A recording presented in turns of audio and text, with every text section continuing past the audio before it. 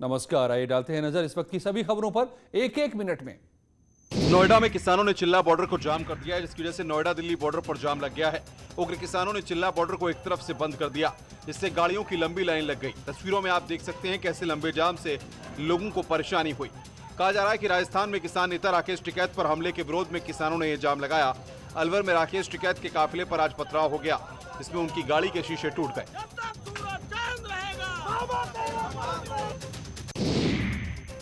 UP के बाहुबली विधायक मुख्तार अंसारी को पंजाब से यूपी की जेल ट्रांसफर करने के सुप्रीम कोर्ट के आदेश की कॉपी प्रयागराज की एमपी एमएलए कोर्ट पहुंच गई है। साफ है कि अब कभी भी मुख्तार अंसारी पंजाब से यूपी की बांदा जेल ट्रांसफर किया जा सकता है। पंजाब पुलिस ही अपनी सुरक्षा में मुख्तार को रोपड़ से लेकर बांदा लेकर आएगी। मुख्तार उत्तर प्रदेश में आने से बचने के लिए हर तरह के हथकंडे अपना चुका है, लेकिन बार बार उसे निराशा हाथ लगी। मोहाली कोर्ट ने मुख्तार अंसारी को 12 अप्रैल के दिन उत्तर प्रदेश की जेल से ही वीडियो कॉन्फ्रेंसिंग के जरिए रंगदारी के मामले में पेश होने के लिए कहा। कोर्ट ने मुख्तार अंसारी के उन दावों को खारिज कर दिया है जिसमें उसने अपनी सेहत का हवाला दिया था। उत्तर प्रदेश सरकार आरोप लगाती रही है कि पंजाब की कांग्रेस सरकार ने उसे संरक्षण दिया जा रहा है। इसी आरोप को लेकर उत्तर प्रदेश सरकार ने सुप्रीम कोर्ट में याचिका दाखिल की और सुप्रीम कोर्ट ने उत्तर प्रदेश सरकार के पक्ष में फैसला सुनाया। कोर्ट ने 2 हफ्ते के अंदर मुख्तार अंसारी को उत्तर प्रदेश भेजने का निर्देश दिया था। इसकी कॉपी आज प्रयागराज की कोर्ट पहुंच गई। वहीं मुख्तार की पत्नी अफशा अंसारी ने राष्ट्रपति रामनाथ कोविंद को पत्र लिखकर हस्तक्षेप करने और पति की पर्याप्त सुरक्षा सुनिश्चित करने का अनुरोध किया है।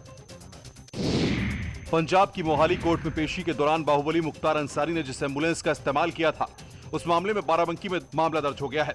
मौजले के डॉक्टर अलका राय के खिलाफ शहर कोतवाली में केस दर्ज किया गया है। एम्बुलेंस बाराबंकी के आरटीओ कार्यालय में रजिस्टर्ड है। अलका राय के अस्पताल के नाम से 2013 में ही इस गाड़ी का रजिस्ट्रेशन हुआ। वहाँ रजिस्ट्रेशन कराने के लिए मतदाता पहचान पत्र, पैन कार्ड और अन्य डॉक्यूमेंट्स वो जिस पते पर थे वो मकान संख्या 56 उस रफ़ी नगर में स्थित नहीं है, और उसके बाद जो डॉक्यूमेंट्स लगे हैं वो प्रथम दृष्टया फ्रॉड पाए गए हैं, फोर्जरी के पाए गए हैं। इस आधार पे इसमें मुकदमा दर्ज कर लिया गया है। वहीं डॉक्टर अलका राय ने मऊ कोतवाली में मुख्तार अंसारी के खिलाफ शिकायत दी। अलका ने आरोप लगाया कि उनके खिलाफ साजिश करके उनके अस्पताल के नाम का गलत इस्तेमाल किया गया। मेरे संज्ञान में लाए हैं कि मेरे खिलाफ 419 और 420 का मुकदमा बाराबंकी में किसी अधिकारी द्वारा दर्ज किया गया है, जबकि 420 तो मेरे खिलाफ हुई है। मेरा अस्पताल का नाम गलत इस्तेमाल करके बाराबंकी में एक कोई एम्बुलेंस रजिस्टर्ड है जो मुख्तार अंसारी के पास है। मेरा कभी कोई बाराबंकी से नाता रहा ही नहीं है। मैं कभी बाराबंकी विजिट तक नहीं की हूँ। प्रतापगढ़ के कुंडा इलाके में पुलिस और आबकारी विभाग की टीमों ने 10 करोड़ की अवैध शराब पकड़ी।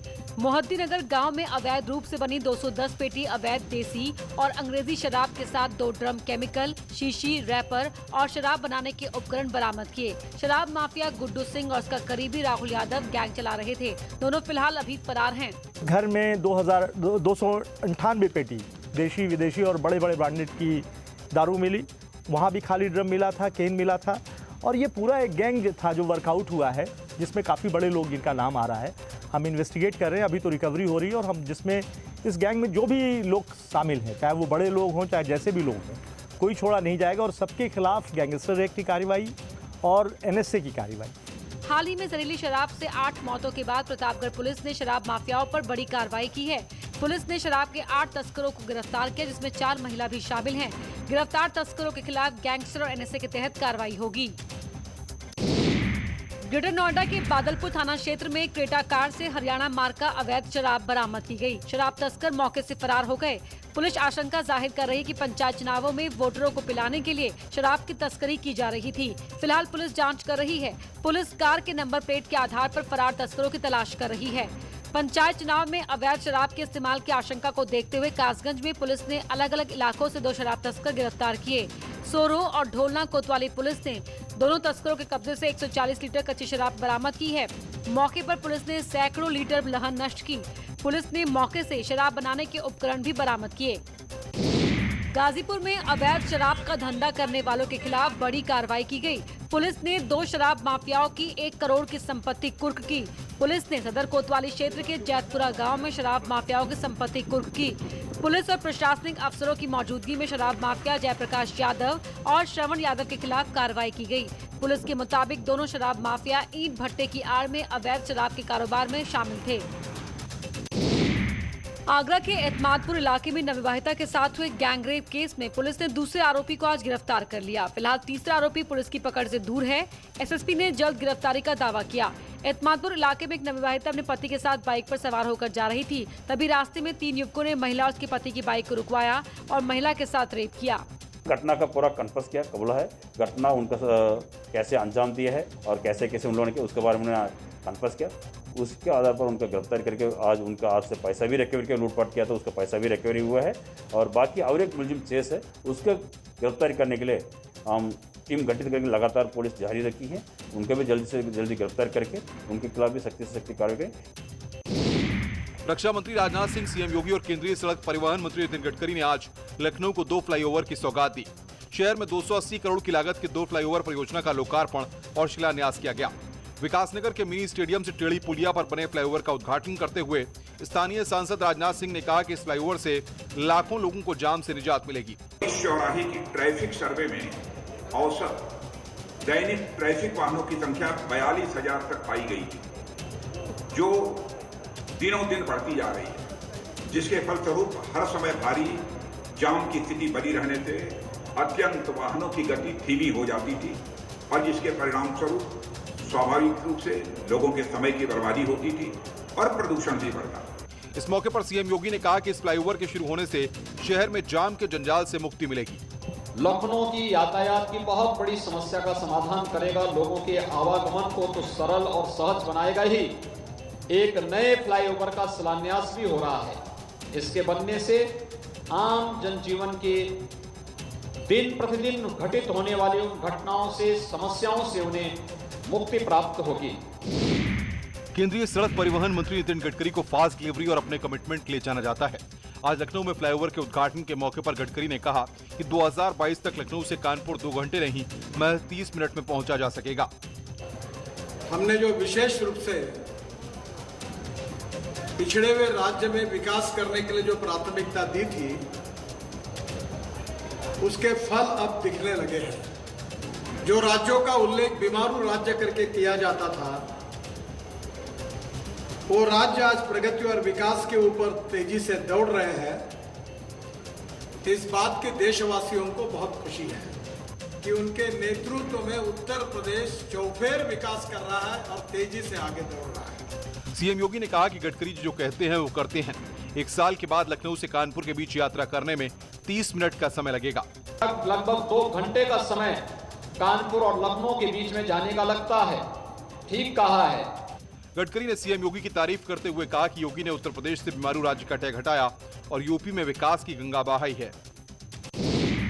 उत्तर प्रदेश में कई जगहों पर निर्माणाधीन रिंग रोड को लेकर नितिन गडकरी ने कहा है कि उत्तर प्रदेश में कुछ तकनीकी दिक्कतों के चलते रिंग रोड के काम अटके हुए हैं। इसलिए अगर यूपी सरकार सहयोग करे तो केंद्र पूरा सहयोग करने को तैयार है।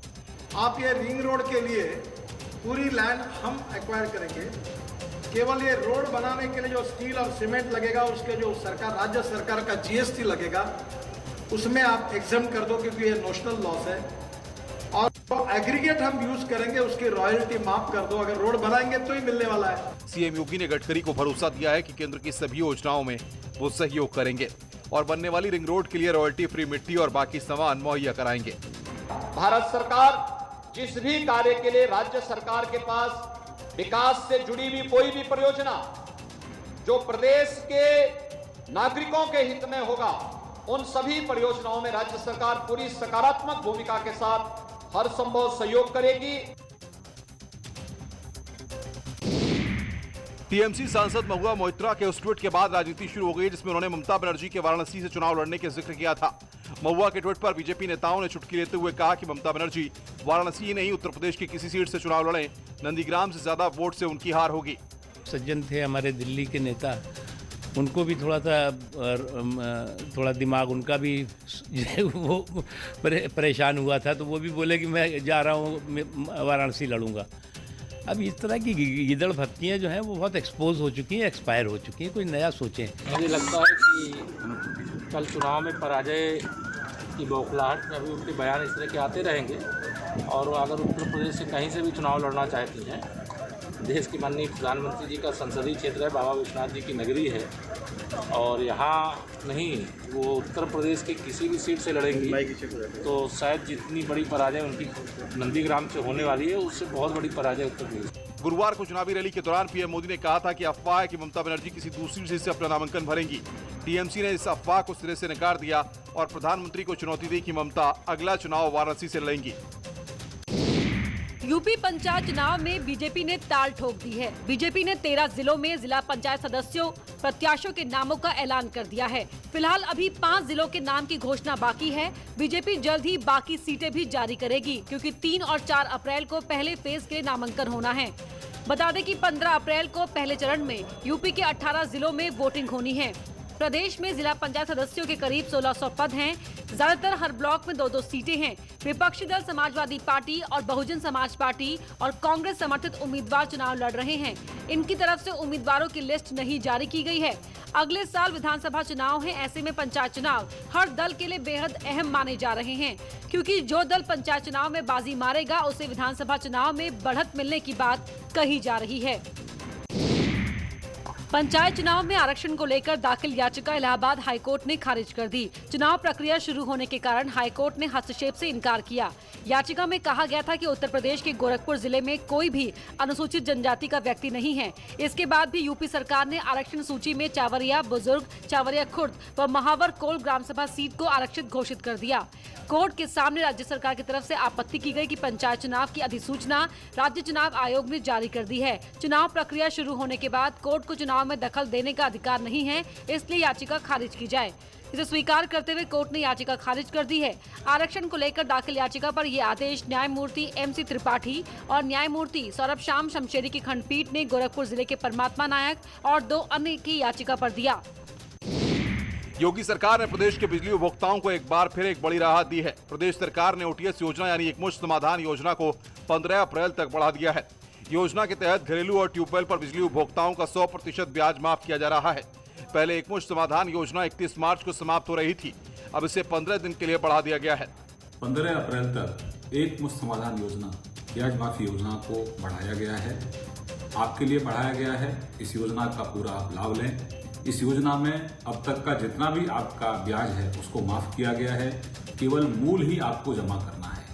इसलिए जल्दी से जल्दी अपने नजदीकी सब स्टेशन पर जाकर अपना मूल जो बिल है वो जमा करा दें और इस योजना का आप लाभ लें। ऊर्जा मंत्री श्रीकांत शर्मा ने कहा है कि अगर बिजली के बिल में कोई गड़बड़ी हो तो लोग टोल फ्री नंबर 1912 पर कॉल करके शिकायत दर्ज करा सकते हैं।